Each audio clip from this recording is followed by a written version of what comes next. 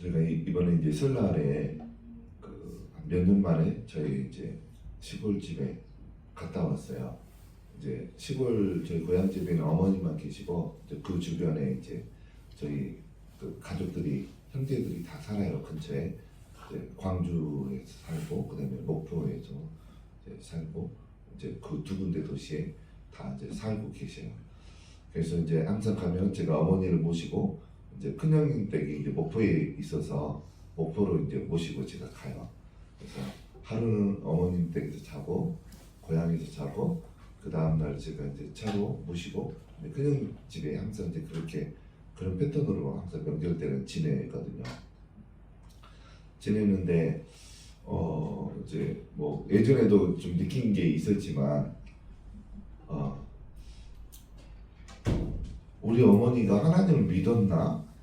하나님을 만났나? 그 생각을 또 했어요 이번에. 저희 어머니는 저보다 훨씬 늦게 신앙생활을 했어요. 한 40대 후반? 40대 후반쯤에 저희 어머니는 이제 신앙생활을 하셨죠.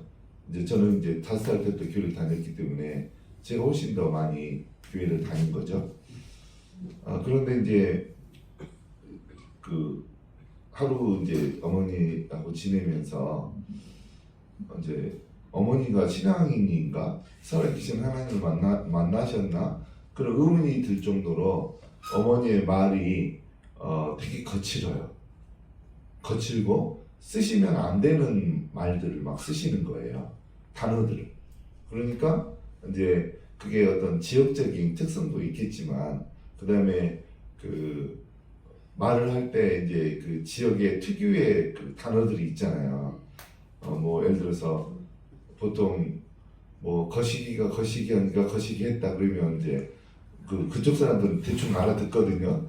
근데 이제 아무튼 그런 추임새들이 있잖아요.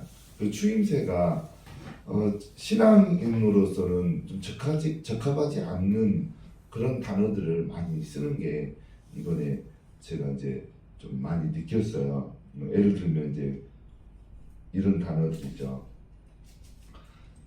말 끝 부분에 말 끝 부분에 환장하네. 환장하네. 그다음에 못 살겠네. 그 소리를 말 끝마다 하는 거예요. 그래서 신앙인이 이렇게 말을 해도 되나 나는 이제 그런 생각이 드는 거예요. 저는 그런 말을 거의 해본 적이 없거든 살면서. 근데 우리 어머니는 그걸 어디서 배웠을까? 나는 같이 어머니랑 살았는데 그런 소리를 저는 거의 안 했거든요 살면서. 이제 그게 그 부정적인 말이잖아요. 환장하는데 그건 좋다는 의미가 아니잖아요. 너무 답답하다 그런 뜻이잖아요. 그 다음에 못 살겠네.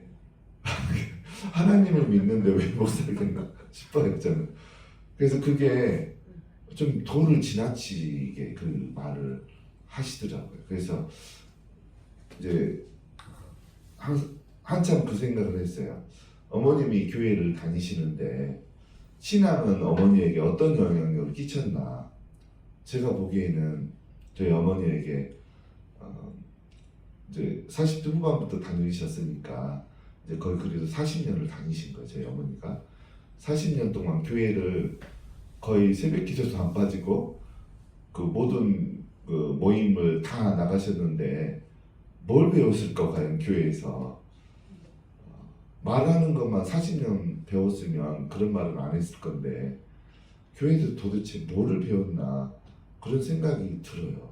그래서 한편으로는 되게 좀 실망스럽기도 했어요. 저희 고향 교회, 제가 다녔던 교회예요.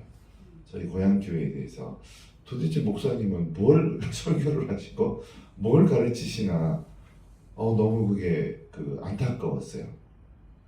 이제 야고보서 2장 야고보서 3장 2절 한번 읽겠습니다.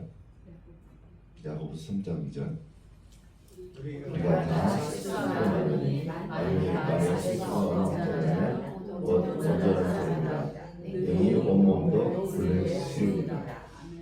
그 신앙의 성숙도는 그 사람의 입에서 나오는 말을 들어보면 알아요. 신앙이 얼마나 성숙되어졌나, 영적으로 깊이 있는 신앙을 소유하고 있나, 그거는 그 사람의 하는 말, 그 사람 입에서 나오는 말을 통해서 측정 가능해요. 신앙이 깊고 영적으로 성숙한 사람들은 예수 그리스도께서 하신 말들 그 수준에서 그런 단어들을 사용해요. 근데 교회를 오래 다녔어도 저희 어머니처럼 내가 보기에는 교회를 안 다닌 사람하고 차이가 하나도 없는 거예요. 그냥 교회만 다닌 거하고 교회 안 다닌 거하고 별 차이가 없는 거예요. 제가 봤을 때는. 그래서 심지어는 우리 어머님이 예수님을 주로 믿었나 그것까지 의심할 정도로. 그래서 다음에 갈 때는 영접을 다시 영접 기도를 시키려고 그래요.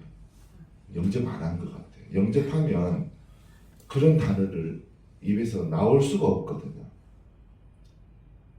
미치겠네, 환장했네, 죽겠네. 그거는 예수님의 속성에서 나올 수 있는 단어가 아니거든요. 그거는 마귀 사탄에게서 나올 수밖에 없는 단어예요. 그러니까 제가 지금 판단하기로는 예수님을 주로 시인하고 믿고 그런 상태가 아닌 것 같아요. 우리의 입에서 나오는 단어를 보면 대충 알 수 있어요. 예를 들어서 신앙생활을 오래 했는데 그 사람 입에서 육두문자가 막 나온다. 급하고 화가 나면 그 사람은 예수님을 주로 믿은 사람이 아니에요. 예수님이 하나님이시고 하나님의 아들이시고 왕이시고 그 사람의 주인이신데 그분이 계시는데 그 앞에서 육두문자를 쓴다는 거는 예수님을 주로 믿은 게 아닌 거라고 저는 확신을 해요. 그래서 우리는 우리 입술에서 나오는 말에 책임을 질 수 있어야 돼요. 화가 나더라도 말을 그렇게 함부로 하면 안 되는 거죠. 저희 어머님처럼. 저희 어머님 화가 난 상태도 아니었어요. 근데 이제 그런 부정적인 말을 하는 걸 보면 신앙적으로 보면 온전한 사람은 확실한 게 아니에요. 저희 어머니 같은 경우는. 신앙이 성숙한 사람은 아닌 거죠. 그래서 제가 그게 안타까운 거죠. 40년 이상을 교회 다니셨는데 교회에서는 어머니에게 어떤 영향을 끼쳤나. 그게 너무 안타까운 거예요. 그래서 이제 오늘 제가 말씀 제목이 뭡니까? 오늘 말씀 제목이 살아계신 하나님을 만나는 것이 신앙의 전부입니다.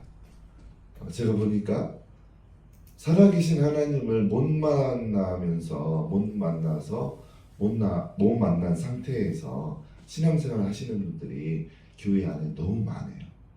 특히 보수적인 교단에서 저희 어머니가 다니는 교단이 보수적인 교단이거든요. 근데 말로는 우리 교회는 성경 중심인 교회입니다. 우리 교회는 말씀 중심인 교회입니다. 그런 말을 해요. 근데 실제로는 그렇지 않아요. 제가 거기에서 신앙생활을 한 20년 이상 신앙생활을 했거든요. 그래서 거기 안에서의 신앙인들의 참 모습을 다 알고 있거든요. 찬양대하고 주일학교 교사하고 중등부 교사하고 청년부 임원하고 그러면서 교회의 어떤 중요한 일들을 같이 돕고 그래서 성도들의 삶을 알거든요. 그래서 살아계신 하나님을 만나는 것이 어떻게 보면 신앙의 전부예요. 그것만 잘해도 살아계신 하나님만 만나도 하나님은 기뻐하셔요. 그래서 근데 사람들이 이제 저희 어머니도 보고 또 이제 저희 고향교회 성도님들을 보면 살아계신 하나님을 만나는 데에 대한 그런 깊은 어떤 열정, 깊은 마음 그런 게 굉장히 빈약해요. 그런 개념이 좀 없는 것 같아요. 살아계신 하나님을 만나지 않고 신앙생활 하는 거는 다 끝이에요. 아무 필요 없는 거예요. 그냥 몸만 교회 다니는 거예요. 그런 사람들이 교회 안에 너무 많은 거죠. 그래서 여러분들은 어떤 상태인가? 살아계신 하나님을 만나셨나? 좀 짚고 넘어가셔야 돼요. 예수님을 주로 믿었나? 진짜. 그래서 그게 굉장히 중요한 개념이에요. 그런 말씀이에요. 예수님을 주로 믿었나?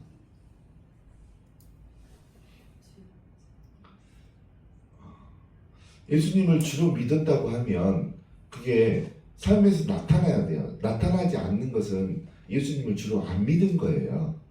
삶에서 나타나야 돼요. 그래서 이제 뭐 우리가 다 인정을 하죠. 예수님이 하나님이시고 하나님의 아들이신 걸 다 인정을 해요. 근데 안 되는 게 예수님이 나의 왕이시기도 하고 모든 사람들의 왕이신 거, 그 다음에 예수님이 나의 주인이시기도 하고 다른 사람들의 주인이신 거, 이 두 가지가 잘 안 돼요, 사람들이. 그래서 안 돼서 실제 삶에서는 예수님이 나의 주인인데 내가 나의 삶을, 내 자녀의 삶을 내 마음대로 하려고 하는 그런 게 있는 거예요. 실제 삶에서 가정에 우리 가정의 보호자와 주인과 왕은 누구십니까? 우리 가족의 왕과 주인과 보호자는 누구입니까? 여러분들 착각하지 마세요. 아버지들이 가정의 주인이 아니에요. 머리인 거지. 우리 가족과 우리 가정의 주인은 예수 그리스도세요. 예수님이 다스리셔야 돼요. 아버지들은 성령의 충만함으로 가정을 섬겨야 되는 거죠. 그래서 그런 게 실제로 가정 안에서 나타나야 돼요. 그러니까 예전에도 제가 보니까 저도 이제 보수적인 집안에서 컸고 저는 아들만 6인 가운데 컸어요. 완전히 군대식으로 큰 거죠. 이렇게 명령이 하달되면 그냥 실행을 하고 순종을 하고 복종하는 것밖에 없는 거예요. 우리 집은. 그런 가정 가운데 살다가 이제 결혼을 했으니 저도 본 게 그거밖에 없으니까 저희 가정을 내 마음대로 내가 원하는 대로 내 자녀들은 그렇게 행동을 했어야 되고 그렇게 이제 저도 살았죠. 초창기에는. 근데 보니까 그렇게 살다 보니까 충돌이 일어나더라고요. 특히 아들들하고. 그리고 아들들이 어렸을 때는 내가 아버지로서 이 이야기하는 게 어느 정도 먹혔어요. 근데 아들들이 이제 벌써 중학교 3학년쯤 되니까 이게 이제 반항을 하기 시작하고 자신들의 의견들을 내는 거예요. 그리고 이제 고등학생 되니까 이제 제어가 안 되는 거예요. 나의 어떤 의지, 나의 어떤 말을 관철을 시키려고 하면 이제 싸움이 일어나는 거예요. 가족 간에, 자녀들 간에. 그래서 이게 제어가 통제가 안 되는 거예요. 그러면서 더 이제 골은 깊어지고 그 앙금은 더 깊어지고 두껍게 쌓이고 그래서 이제 대학생 때 되고 고등학생 때 되고 그러니까 제가 이제 집에 들어오면 거실에 있다가 아들들이 기분 나쁜 표정으로 자기 방으로 이제 들어가는 거예요. 나랑 상대를 아는 거예요. 그래서 뭔가 잘못됐다. 처음에는 아들들이 잘못됐다. 이놈들이 아버지한테 순종해야 되는데 아들들이 잘못됐다. 그렇게 이제 생각을 했었어요. 근데 이제 제가 이제 심리 상담을 공부를 하면서 보니까 내가 잘못됐더라고요. 가정의 주인은 예수님이신데 내가 주인으로서 자녀들을 내 마음대로 내 구미에 맞게 너 이런 거 이렇게 해. 그런데 그 순종 안 하면 이제 내가 화를 내고 이제 뭐 벌을 내리고 이렇게 조치를 내렸더라고요. 그런 부분들이 예수님이 나의 주인이시기도 하지만 예수님의 우리 아들들의 주인이시기도 하시더라고요. 근데 내가 주인이냐? 그렇게 가정을 내가 이끌었더라고요. 그래서 그 부분은 내가 우리 아들들한테도 잘못했다고 정식으로 용서를 구했어요. 아버지가 미안하다고. 신앙이 성숙이 안 돼서 그랬다라고. 잘못 배웠다고.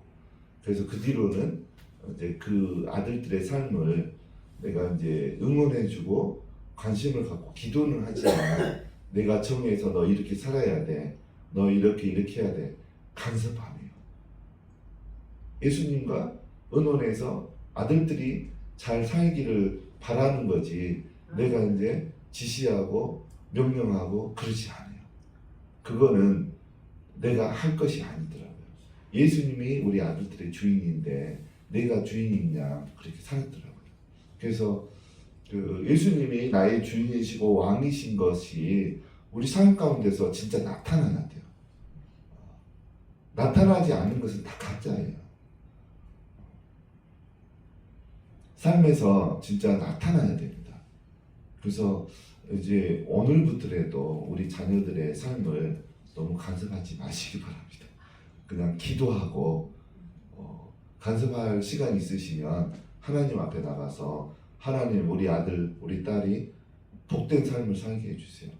하나님을 깊게 만나서 하나님을 기쁘게 하는 인생 되게 해주세요. 그리고 인간적으로도 행복한 삶을 살게 해주세요. 그렇게 기도하는 게 좋아요. 그래서 이제 의견을 물어볼 수 있어요. 너 이렇게 이런 일이 있는데 어떻게 하려고 생각해? 이제 그 정도까지는 가능하죠. 근데 내가 너 그러지 말고 이렇게 해. 그런 걸 안 된다는 거예요. 그럼 벌써 예수님의 자리를 침범한 거예요. 우리 자녀들의 주인은 예수님이에요. 그것을 인정하시고 삶에서 그렇게 하시기 바랍니다. 혹시 저처럼 예전에 저처럼 간섭하고 이렇게 내 말을 안 듣는다고 이렇게 윽박지르고 화를 내고 막 그랬던 적이 있다고 하면 한번 정식으로 용서를 구해야 돼요.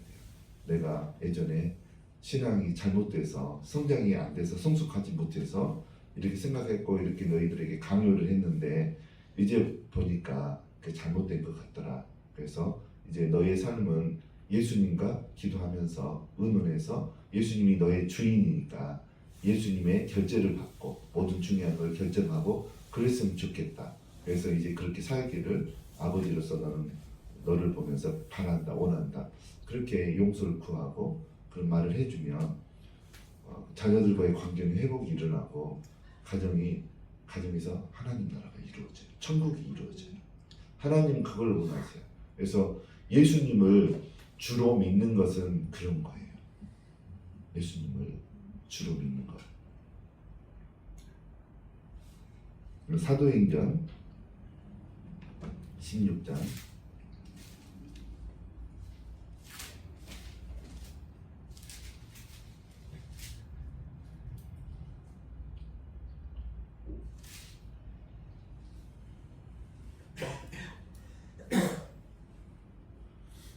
사도행전 16장 말고 로마서 10장 9절 10절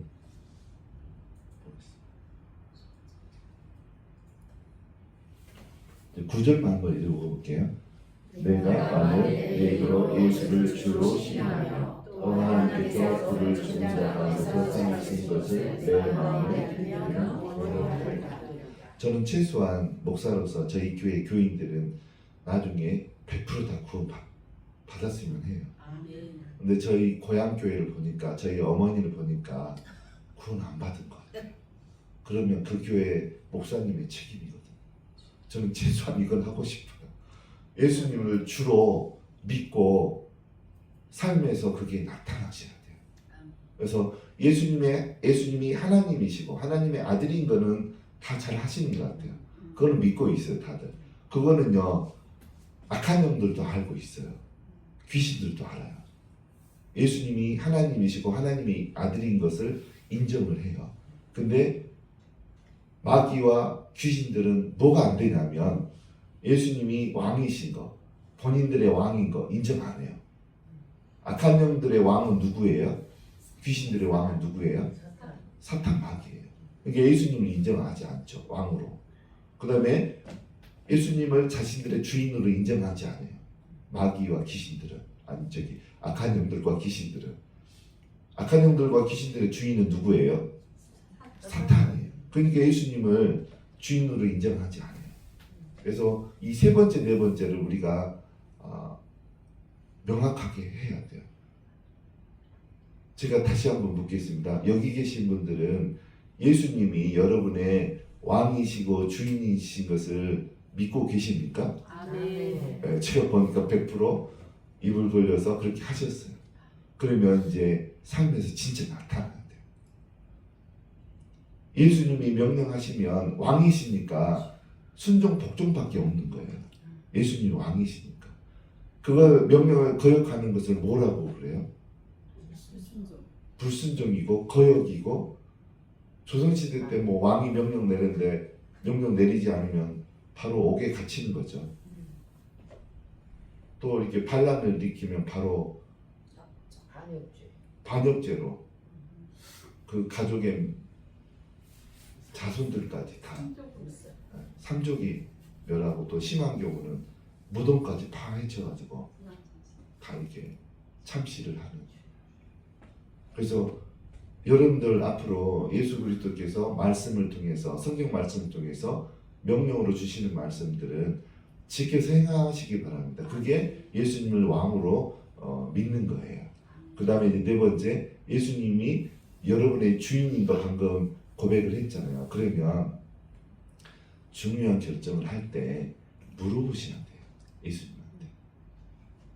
특히 사업하시는 분들은 새로운 사업을 구상하고 시작하기 전에 하나님한테 반드시 물어봐야 돼요. 근데 우리가 생각할 때 이거는 좋은 일이니까 해도 되겠지 하고 뛰어들었다가는 큰일 나요. 저희가 그랬다잖아요. 그 부모로부터 폭행당해서 이렇게 분리된 아이들을 저희가 개척교회 하면서 초창기에 초등학생 아이들, 남자아이들 3명을 이렇게 데리고 살면서 그 키웠거든요. 근데 어느 누가 봐도 좋은 일이잖아요. 힘든 아이, 어려운 환경 가운데 있는 아이들을 신앙이 있는 사람들이 이렇게 성심성의껏 먹이고 재우고 입히고 학교 보내고 부모 역할을 하는 거는 나쁜 게 아니잖아요. 근데도 하나님한테 물어봤어야 돼요. 예수님한테. 근데 저희가 실수한 게 물어보지 않고 상식적으로 보니까 좋은 일이니까 했는데 엄청 힘들었어요. 제가 안 그래도 허리가 디스크가 터져가지고, 디스크가 없는 사람인데 하나가 그일 때문에 이제 스트레스 받으니까 완전히 허리가 이렇게 수술해야 될 정도로, 119에 실려가야 될 정도로 그런 지점까지 간 거죠. 그래서 나중에 이제 하나님한테 기도하니까 너희가 그 일 시작하기 전에 하나님께 물었냐 그러시는 거예요. 그래서 이제 앞으로는 모든 것을 물어보고 응답을 오면 하고 응답이 없으면 하지 말라고 그러시더라고요. 그래서 여러분들은 시행착오를 안 겪으시려면 어떤 일을 하든지 여쭤보고 하셔야 돼요. 근데 대답은 여러분들이 어떻게 그 응답을 들어요? 힘들지 않습니까? 그럴지 모르겠지만 하나님의 음성은 쉬워요. 양은 그 목자의 음성을 듣는다 그랬어요. 여러분들이 예수님을 구주로 영접하셨으니까 우리의 목자이신 예수님의 음성을 듣는 건 어렵지가 않아요. 그 어려운 분들은 저희한테 오세요. 예언 기도 해드릴게요. 아니면 여러분 자신이 예언 기도를 하셔가지고 직접 들으셔도 되고, 아니면 예언 사역을 하실 수 있는 분들에게 들으셔도 되고, 제일 제가 권장해 드릴 수 있는 좋은 방법은 말씀을 읽으면 말씀 가운데 하나님이 이야기하세요. 그렇게 하시고, 그 다음에 제가 이야기한 것처럼 여러분의 가정, 여러분의 자녀와 배우자를 여러분의 소유라고 생각하시면 안 돼요. 예전에 저는 그렇게 생각했어요.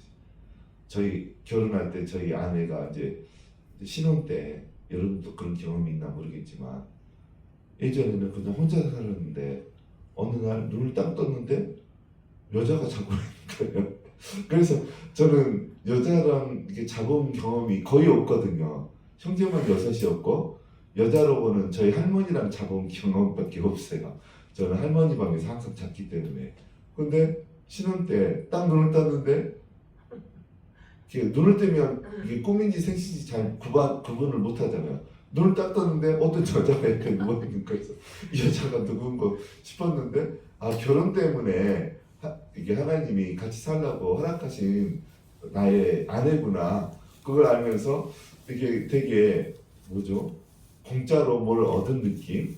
그런 느낌도 있었어요. 그래서 되게 감사하기도 하고 하는데 또 한편으로는 내가 결혼해서 나의 옷을 그 빨래를 해주고 나의 먹을 음식을 만들어서 공급을 해주고 이제 그렇게 생각하면서 어떻게 한편으로는 나의 몸종을 하나 내가 얻었구나. 공식적으로 법적으로 한여를 하면 얻었구나. 진짜 그런 생각을 했었어요. 그래서 이거는 결혼했기 때문에 내가 당연히 누려야 될 어떤 권리이지. 이제 그렇게 생각을 했었어요. 그런데 그 생각이 바뀌기까지 좀 많은 시간이 걸렸어요. 시행착오도 많이 있었고, 이렇게 다툼도 있었고, 그랬죠. 그리고 이제 저희 집에서는 저희 어머니가 아버지한테 대든 적을 본 적이 한 번도 없었어요. 저는 그걸 보고 컸기 때문에 아내가 저한테 대들 때 이제 당황스러운 거죠. 나는 이런 관계를 본 적이 없는데 이 여자분은 왜 나에게 대들지 아내가 돼가지고 근데 이제 거기서부터 나의 이제 그 아버지의 개념이 조금씩 깨지기 시작했어요. 그러니까 성경적인 개념으로 조금씩 그 수정이 일어났던 거죠. 그래서 결국은 제가 이제 다 경험을 해봤기 때문에 이런 이야기 하는 거예요. 처음에는 진짜 아내를 몸종으로 생각했어요.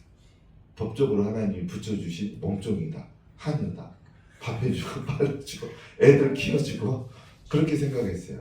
근데 그거는 잘못 생각했던 거더라고요. 내가 얼마나 힘들었겠어요. 출장이 힘들었어요, 제가 아내가.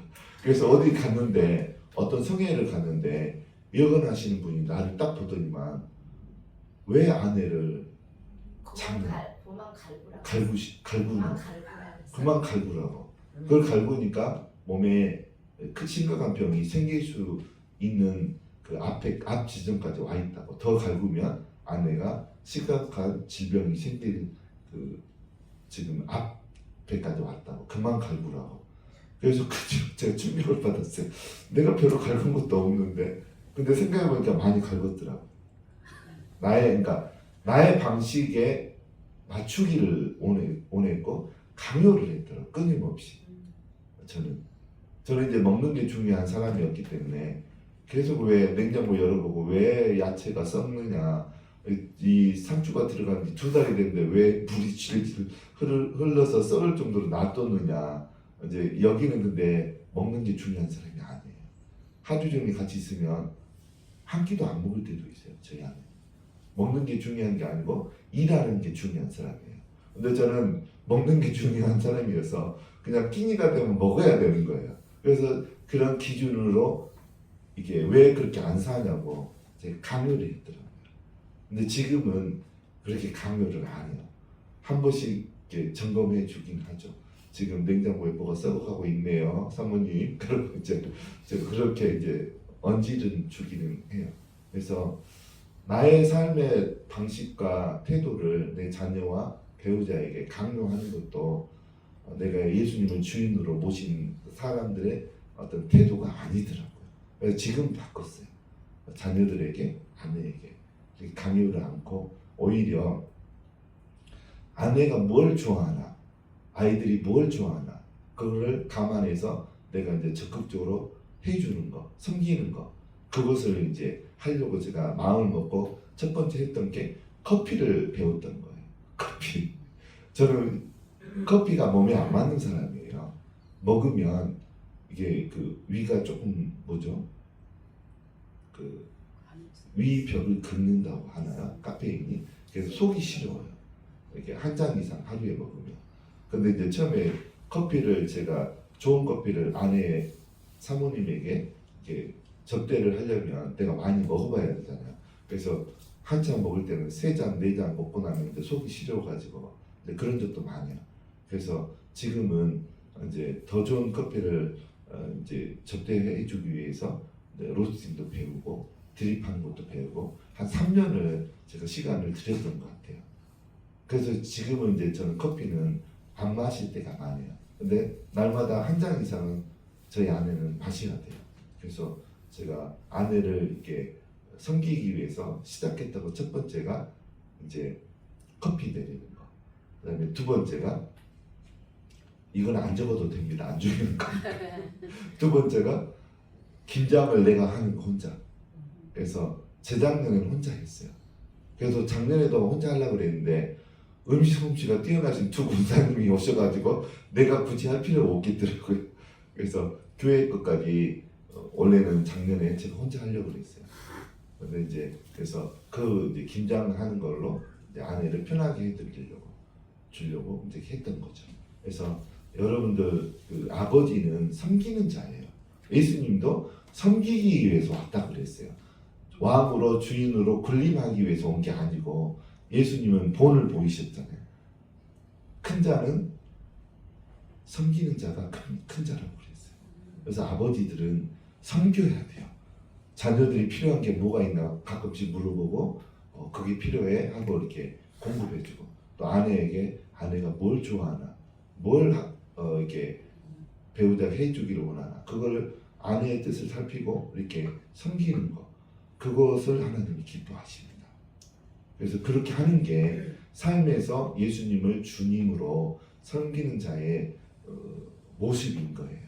그래서 여러분들 이제 여러분들은 방금 예수님을 주님으로 확실히 다시 고백을 했으니까 앞으로의 삶이 달라질 줄로 믿습니다. 자녀들에게 배우자에게 태도가 바뀌셔야 돼요. 저도 예전에는 안 바뀌었었어요. 바뀐 지 얼마 안 돼요.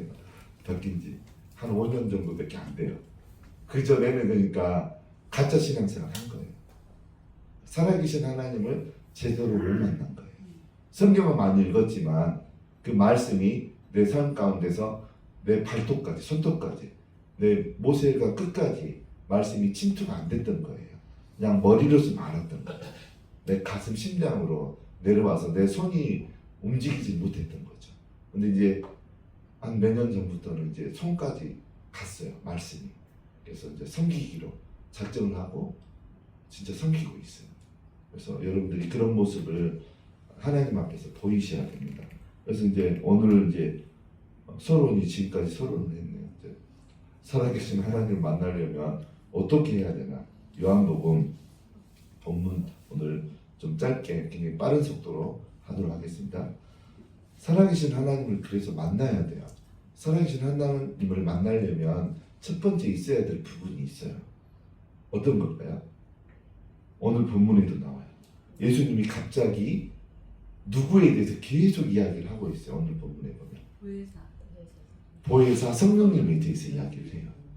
그래서 이때는 지금 십자가에 못 박히시기 한참 전이에요. 근데 이때부터 벌써 지자들에게 성령님께서 오실 거에 대해서 이야기를 하고 있어요. 그래서 성령님이 오시면 너희에게 진리를 가르칠 것이다. 그런 이야기를 해요. 그리고 내가 가야지 모든 사람에게 성령님이 임하실 것이다. 그 이야기를 해요. 그래서 우리가 살아계신 하나님을 만나시려면 성령님을 받아야 돼요. 성령님 받으셔야 돼요. 저희 어머니는 아무리 봐도 성령님을 안 받으신 것 같아요. 성령님이 그 안에 계시면 그 부정적인 말을 안 하죠. 말끝마다 못 살겠다. 저는 그 소리 들으면 진짜 내가 못 살겠어요. 갈 때마다 그 소리 하니까 그래서 안 가고 싶어요. 그래서 이번에 저희 아내가 이제 안 가겠다고 그랬어요. 앞으로 어머니한테 이제 나만 가게 생겼어요. 앞으로 혼자. 그것 때문에 안 가는 건 아니에요. 그런 것도 있죠. 다른 이유도 있지만 그래서 그 성경에 누가복음 11장 13절 한번 읽어볼까요? 누가복음 11장 13절 읽겠습니다.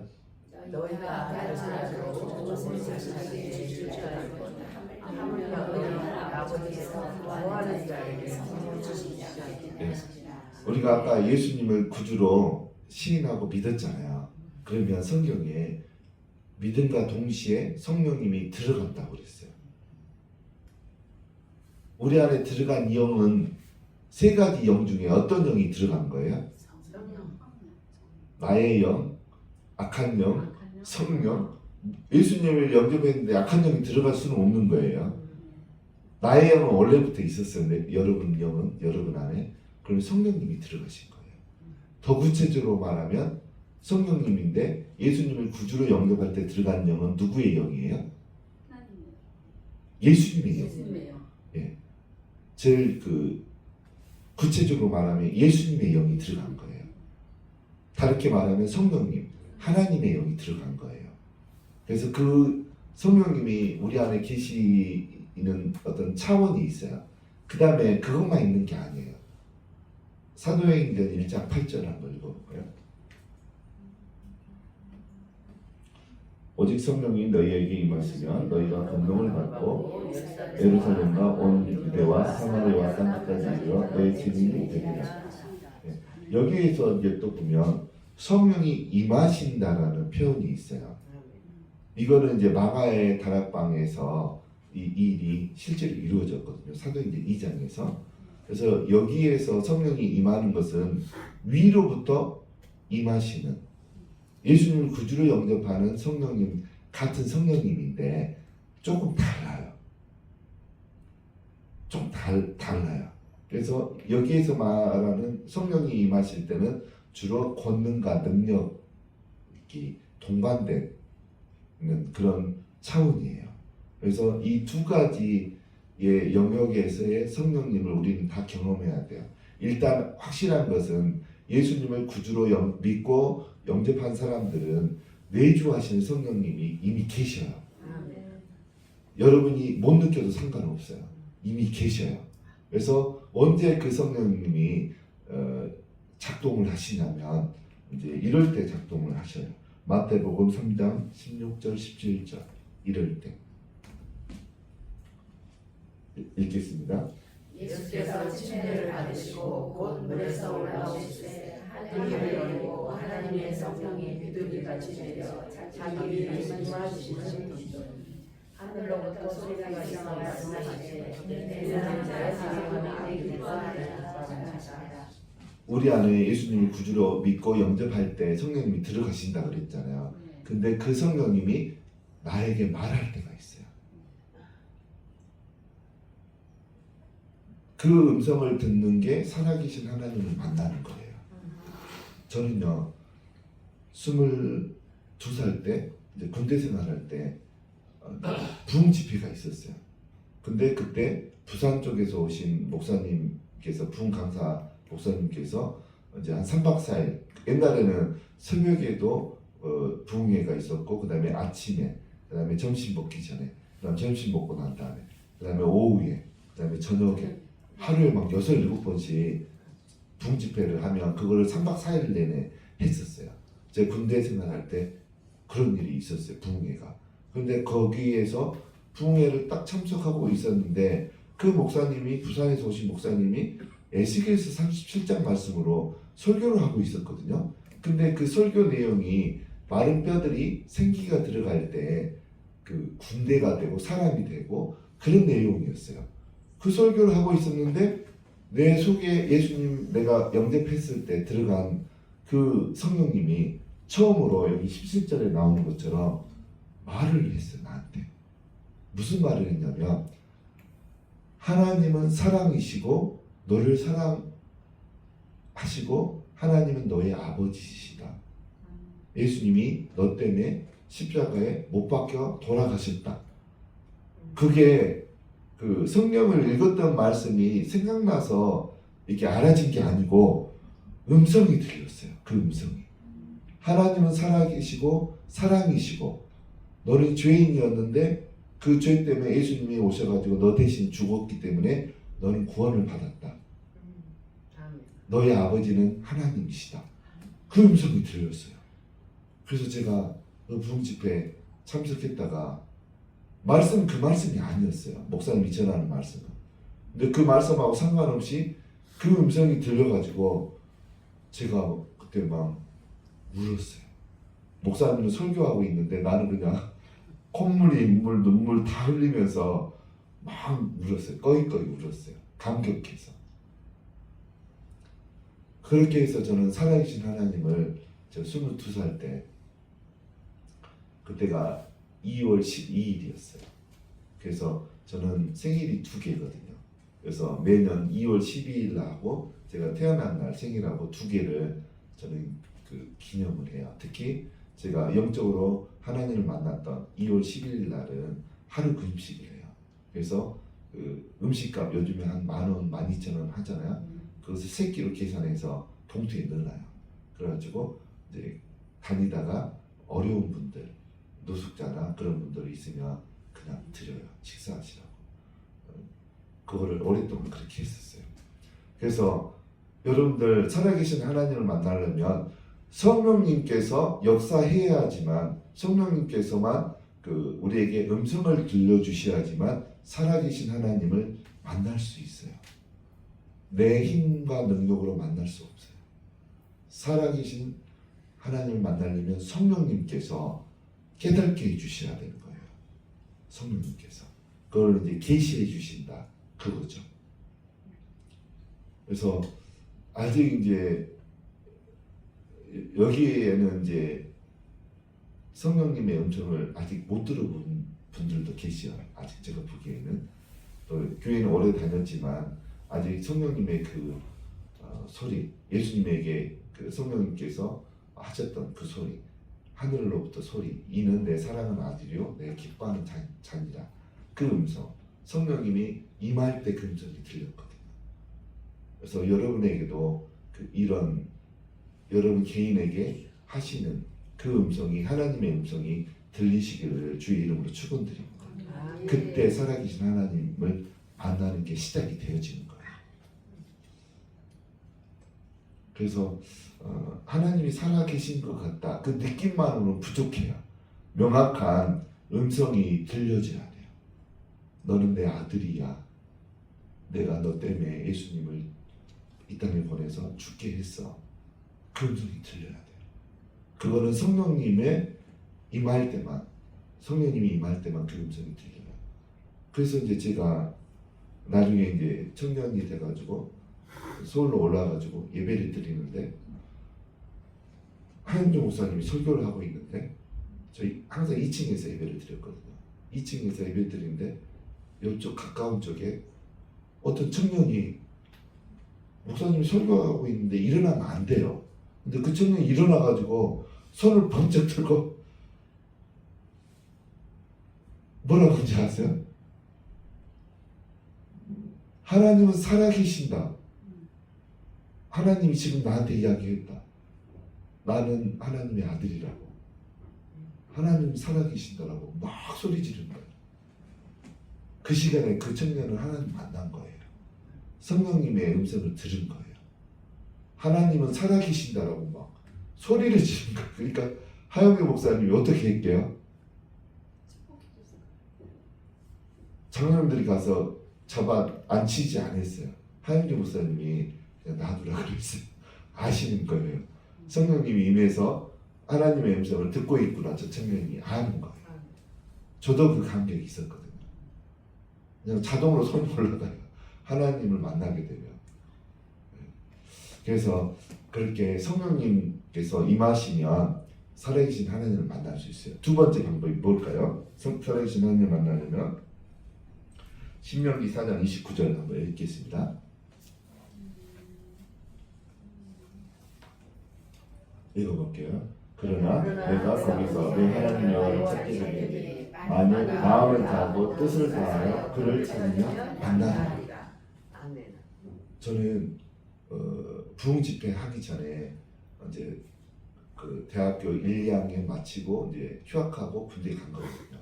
1, 2학년 때부터 말씀을 혼자 묵상하기 시작했는데, 묵상할 때부터 내 마음 가운데 살아계신 하나님을 만나고 싶었어요. 그래서 말씀 묵상을 시작했고, 말씀 묵상할 때마다 하나님 살아계신다고 하는데 나 좀 만나주세요. 그렇게 기도를 했었어요. 그래서 어떻게 하면 하나님을 만날 수 있을까? 눈을 뜨면 오늘 만나주실까? 내일 만나주실까? 항상 기대하고 고대하고 기다리고 있었어요. 여러분들도 살아계신 하나님을 만나는 게 신앙의 전부예요. 내가 보니까 그 하나님을 만나시려면 자꾸 구해야 돼요. 여러분들 마음 가운데 간절한 소망이 있어야 돼요. 하나님 나 좀 만나주세요. 온 마음과 뜻을 다해서 그렇게 간절하게 구해야 돼요. 그러면 진짜 저는 그게 대학교 1학년 때부터 그 기도를 했으니까 한 2년 만에 만났어요. 하나님. 때로는 그게 시간이 덜 걸리는 사람도 있고 더 걸리는 사람도 있고, 근데 확실한 것은 기도하고 구하면 반드시 살아계신 하나님께서 만나주신다는 거. 그 다음에 세 번째, 살아계신 하나님을 만나려면 어떻게 해야 되는지 이사야 59장 1절에서 2절에 나와요. 이사야 59장 1절에서 2절 읽겠습니다. 여호와의 손이 너희가 보내는 것을 진짜하며 귀가 귀하여 듣지 못하신 자 아니냐. 오직 너희 죄악이 너희와 너희 하나님 사이에 갈라놓고 너희 죄가 그의 얼굴을 가려서 너희에게서 듣지 않으시게 합니다. 결국 하나님을 만나지 못하는 이유, 하나님을 만나는 것도 한 가지가 아니에요. 차원이 있어요. 차원. 어떤 사람은 하나님을 만나되 수준이 얕게 만나는 사람도 있고, 어떤 사람은 하나님을 만나되 깊은 수준에서 하나님을 만나는 사람이 있어요. 여러분들은 다 깊은 수준에서 하나님을 만나기를 예수님의 이름으로 축원드립니다. 아멘. 그러면 하나님을 만나려면 제일 방해하는 것은 죄와 상처예요. 죄와 상처. 특히 죄가 있으면 하나님께서 여기에서 보면 갈라놓는다 그랬잖아요. 죄가. 하나님이 만나주려고 해도 만나줄 수가 없어요. 죄가 가로막아요. 저 신기한 거는 이 세 번째 원리, 죄를 회개할 때 하나님을 만날 수 있다라는 이 개념, 세 번째 개념과 첫 번째 개념이 같이 있어요. 동시적인 사건일 때가 많아요. 제가 살아계신 하나님을 만날 때 성령님께서 임하셔서 내가 하나님의 음성을 들을 때, 하나님은 사랑이시고 나는 죄인이고 나의 죄 때문에 예수님이 와서 대신 죽으셔서 나는 구원받았다는 거, 그래서 나는 이제 하나님의 아들이라는 거, 그 사실을 하나님의 음성을 들었을 때, 성령이 임하셨을 때 들었을 때 저에게 어떤 일이 있었냐면 내가 죄인인 게 알아졌어요. 죄인인 게. 그러니까 너무나 한편으로 기쁘기도 하지만 너무 무서운 거예요. 내가 죄인인 게 몰랐거든요. 그전에는. 근데 그게 알아졌어요. 내가 철저히 죄인이었구나. 그게 알아졌어요. 그래서 내가 울었던 게 회개의 눈물이었어요. 그때. 나는 죽으면 지옥 갈 수밖에 없는 존재였구나. 그게 알아졌어요. 내 마음대로 살았던 거. 죄 중에 제일 핵심의 죄는 예수님을 주인으로 모시지 않고 그냥 성경에다만 모셔놓고 교회에만 모셔놓고 나는 교회에 다니지만 내 마음대로 살았던 거. 그게 죄의 제일 큰 핵심이더라고요. 하나님하고 상관없이 살았던 거. 그거를 회개했어요. 제가. 내가 나의 주인이 돼서 내 마음대로 살았던 거. 교회는 오랫동안 다녔지만 그걸부터 회개했어요. 그래서 회개할 것이 하나님 앞에 나가면 하나님이 하나씩 다 알게 해주세요. 그 여러분 속에 있는 죄가 하나씩 해결되는 만큼 신앙의 수준이 깊어져요. 해결되는 만큼, 온전하게 되는 만큼 깊어져요. 근데 많은 사람들은 기본적으로 자기 자신을 긍정적으로 평가해요. 긍정적으로. 나 정도면 신앙이 좋겠지. 다 그렇게 생각해요. 근데 하나님의 시각은 전혀 달라요. 내 생각과 하나님의 생각은 달라요. 그래서 여러분들은 끊임없이 하나님 나라에 갈 때까지 죄를 해결 받으셔야 돼요. 그래서 그렇게 되려면 말씀 앞에 나가서 하나님이 지적해주는 내 속에 있는 죄, 나는 죄라고 한 번도 생각해보지 않은 죄까지 다 지적을 받으셔서 하나님 앞에 해결을 받으셔야 돼요. 그런 사람이 복된 자예요. 하나님의 은혜를 입은 자예요. 내가 하나도 죄가 없는 사람이야 나는. 그런 사람은 저주받은 사람이에요. 그래서 하나님 앞에 더 살아계신 하나님을 경험하시려면, 더 깊은 차원에서 하나님을 만나시려면 죄의 문제가 해결이 돼야 돼요. 그래서 회개가 일어나야 돼요. 그래서 항상 보면 우리나라도 그러고 영국도 그러고 미국도 그러고 대부흥은 언제 있었냐면 회개가 깊이 일어나고 난 다음에 항상 부흥이 있었어요. 평양 대부흥에 그것도 마찬가지예요. 원산에서 먼저 깊은 회개가 있었어요. 남의 돈 떼먹은 거.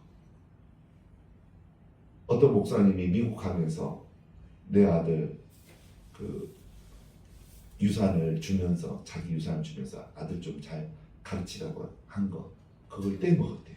주기철 목사님. 주기철 목사님이 다른 목사님이. 네. 주기철 목사님 아니에요. 큰일 날 다른 목사님이 그것을 장모님이 괜히 써버린 거예요. 친구가 준 유산을 자기 써버린 거예요. 원산에서 부흥의 그 회개 운동이 일어날 때 그것을 만인 앞에서 발표하고 무릎을 꿇고 하나님한테 용서 기도를 하고 회개했어요. 그 장모님이. 그리고 또 다른 사람들은 시키지도 않았는데 남 밭을 이렇게 팔아먹은 거, 어떤 사람은 도둑질한 거, 간음한 거, 한 명씩 나와서 회개하면서 부흥이 평양까지 번진 거예요. 여러분들도 신앙의 부흥이 다시 있어야 돼요. 네, 길선주 장로님, 길선주 장로님이 그 친구 목사님의 유산을 괜히 써버린 거예요. 네. 그래서 확실한 것은 회개 다음에 깊은 큰 부흥이 있었다는 거. 살아계신 하나님을 더 깊은 차원에서 만나려면 더 깊은 회개가 있어야 돼요. 철저한 회개. 그래서 또 하나님이 깊은 은혜를 주시려면 또 몇 달 동안 회개하게 하는 역사를 또 하나님이 하게 하시더라고요. 이제 제가 들은 바로는 우리 이제 송건웅 목사님께서 기쁨의 교회에 나가고 난 다음에 성령님이 임하니까 3달 내내 울고 다녔대요. 이거 생각하니까 이것도 죄인 게 느껴지고, 이거 생각하니까 이것도 죄인 것 같고, 이 아내한테 했던 것도 죄이고, 자녀들한테 했던 것도 죄고, 3달 내내 울고 다녔대요. 진짜 눈물을 흘리면서 꺼이꺼이 3달 내내 울으셨대요. 그리고 난 다음에 능력이 강하게 이제 온 거죠. 그래서 우리가 얼마나 깊게 철저하게 회개했는가에 따라서 하나님 만나는 그 수준이 정해져요. 그래서 바리새인들과 서기관들을 하나님께서 눈이 멀게 하고 귀가 멀게 한 이유가 그들이 돌이켜서 구원받을까 무섭다, 그게 싫다라고 그랬어요.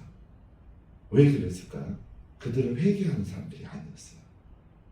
그래서 그들이 구원받기를 싫어하셨어요. 회개하는 자에게 은혜가 있어요. 부흥이 있고요. 그래서 여러분들이 하나님 앞에 가기 전까지 말씀을 통해서, 제가 여러분의 죄를 지적하면 여러분들 교회 아마 안 나올 거예요. 기분 나쁘다고. 그래서 여러분들이 제일 좋은 방법은 하나님한테 직접 여러분의 그 해결돼야 될 죄들, 그것들을 직접 들으시기 바랍니다. 그게 제일 좋은 방법이에요. 그 다음에 살아계신 하나님 만나려면 마지막 4번째, 오늘 본문에 나와요. 14장 21절. 14장 21절 읽겠습니다.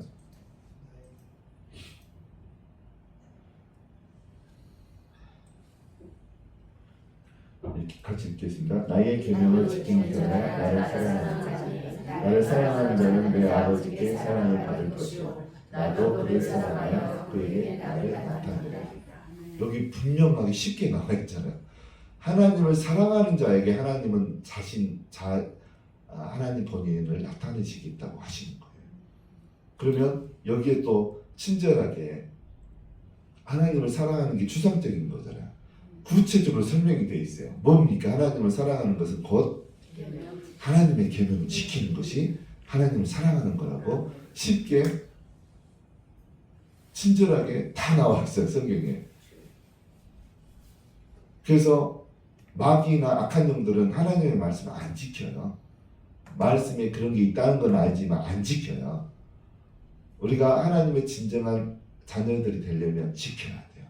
지키지 않으면 마귀의 자녀일 수 있어요. 아는 것 가지고 구원받지 못해요. 삶에서 나타내야 돼요. 지켜서 행해야 돼요. 하나님의 자녀들은 지켜서 행하는 데까지 나아가야 돼요. 그래서 하나님께서 내가 무엇을 하기를 원하시나 그것들은 성경에 다 기록되어 있어요. 그래서 읽으실 때 하나님이 감동을 줘요. 아, 이거는 나에게 진짜 나에게만 주는 개인적으로 주는 말씀이구나. 그거를 다른 말로 레마의 말씀이라고 그러거든요. 레마의 말씀으로 들려져야 돼요. 그 말씀을 지켜서 행하게 되면 여러분들에게 더 하나님께서 경험하게 해주셔요. 더 나타내서 만나주세요, 하나님께서. 그래서 이제 그러고 보니까 저는 제가 그 대표 감정이 뭐라 그랬어요? 저의 대표 감정 자부심이라고 했잖아요. 다른 말로 하면 교만이라고 그랬잖아요. 제가 왜 그렇게 된 이유가 있어요. 왜 그러냐면 제가 이제 대학생 때부터 하나님 말씀을 진짜 지켜서 행했어요. 노력을 많이 했어요. 그래서 삶 가운데서 실행에 옮긴 것들이 저는 많아요. 그렇게 되다 보니까 이 요한복음 14장 21절 말씀이 저에게 이루어졌어요. 하나님께서 하나님 자신을 나에게 나타내시는 일들이 많았어요. 그래서 이제 쉽게는 성경에 있는 일들이 나에게 이루어지기 시작했어요. 성경에 있는 일들이. 그래서 이제 예를 들면 성경에는 이제 영적인 존재들이 있잖아요. 천사도 존재하고 악한 영도 존재하잖아요. 그런 것들을 이제 베드로전서 5장 8절에 보면 베드로전서 5장 8절에 보면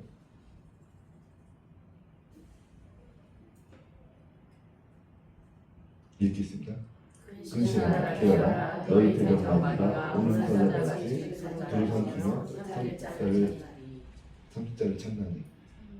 이 말씀을 읽으면 제가 말씀을 많이 실행에 옮겼던 그런 것들이 있기 때문에 이것을 경험하게 해줬어요. 실제로 악한 영들이 삼킬자를 찾고 다니고 내 주변에 따라다니는 것을 영의 세계에서 보게 해주셨어요. 이제 이런 것들이 많이 있었어요. 그 다음에 또 성경에 나오는 또 천국에 있는 존재들, 천사들 그런 것들도 하나님이 경험하게 해주시고 더 이상 말하면 제가 교만해지니까 말 못하겠고 그래서 성경에 나오는 그런 내용들을 많이 경험하게 해주셨어요. 그러니까 제가 그 자존감이 낮아질래야 낮아질 수가 없는 그런 구조가 된 거예요. 그래서 이제 때로는 교만해졌다가 하나님한테 얻어맞고 이제 절대 이제 교만해지지 않을 수 있는 지점까지 이제 나아가게 되는 거죠. 그래서 하나님을 사랑하게 되면 분명히 하나님을 나타내서 만나주셔요. 하나님께서 심지어는 성경에 있는 내용들도 경험하게 해주세요. 그래서 하나님 만나는 것도 한 가지가 있는 게 아니에요. 더 깊은 차원이 있어요. 여러분은 더 깊은 차원까지 나아가시기 바랍니다.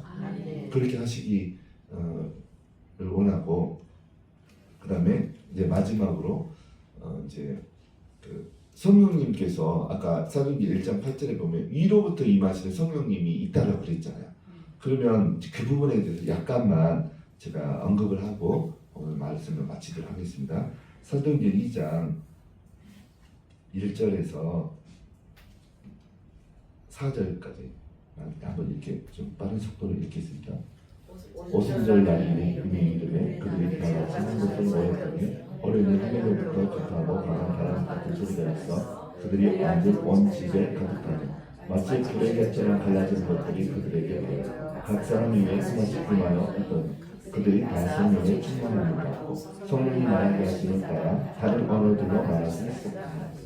이제 아까 지금까지는 예수님을 구주로 영접할 때 내주하신 성령님이 이렇게 하시는 그런 일들을 주로 했고, 이제 위로부터 성령이 임하시게 되면 그걸 우리가 그렇게 해서 하나님을 또 만날 수 있어요. 이 성령이 위로부터 임할 때 어떤 그 현상들을 통해서 나에게 하나님이 임하셨구나. 위로부터 임하시는 성령님. 그 위로부터 임하시는 성령님이 나한테 내가 경험하게 되면 여기 1절부터 4절 사이에 어떤 것들을 경험하게 되니까 사람들이 보면 2절부터 나오죠. 급하고 강한 바람 같은 소리를 경험해요. 급하고 강한 바람 같은 소리를 경험할 수가 있어요. 이로부터 성령이 임하시면. 저희가 예전에 남양주에서 전도사로 이제 사역을 할 때 이제 저희 그때 담임 목사님이 저희를 예언 사역자로 인정을 하고 예언 기도가 필요하신 분들은 예배 끝나고 기도 받고 가세요. 이제 그렇게 제가 부임할 때 담임 목사님 그렇게 강구를 해주셔가지고 그때부터 이제 저희가 좀 많이 그 시간적으로 힘들었죠. 왜 그러냐면 토요일날 5시 되면 퇴근해야 되는데 보통 새벽 2시까지 가면 복도에 30명씩 있는 거예요. 그러면 한 명당 한 20분 30명 하다 보면 30명을 하면 새벽 2시 1시에 끝나는 거예요. 또 주일날도 오후 한 6시 되면 끝나고 집에 와야 되는데 또 20-30명씩 줄 서 있는 거예요. 또 나중에는 또 다른 교회에서 장로님들이 또 소식 듣고 와서 또 이렇게 줄 서 있고 그랬었어요.